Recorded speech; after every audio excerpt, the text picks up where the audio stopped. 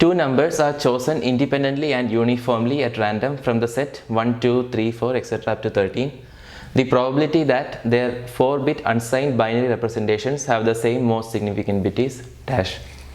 So this is a numerical type question. In the question, they have given us this particular set containing 13 numbers, that is numbers 1, 2, 3, 4, 5, etc. up to 13, and they are saying that we are choosing two numbers from this set at random, chosen independently and uniformly at random, meaning the probability of choosing any number will be equal to choosing any other number from the set.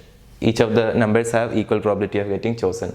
Now they are asking us what is the probability that their 4-bit unsigned binary representation will have the same most significant bit. So we need to choose two numbers, and they are asking what will the probability that the two numbers chosen will have the same most significant bit. Now this set is pretty small, there is only 13 numbers, so we can just write down their binary representation like this. I have written down the binary representation of the numbers 1 to 13. So if you take a look, the numbers 1 to 7 has the same most significant bit as 0 here,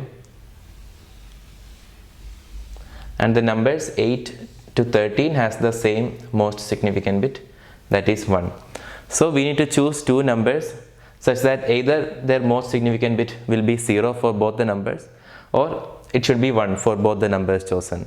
Now that probability I have written here, probability that we have the same most significant bit will be equal to probability that the most significant bit equal to 0 plus probability that the most significant bit equals to 1.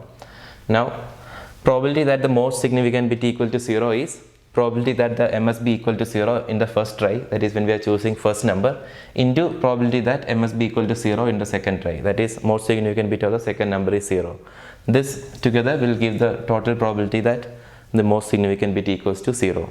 Similarly, for m must be equal to 1, we have the probability as probability that the most significant bit equal to 1 in the first try into probability that the m must be equal to 1 in the second try.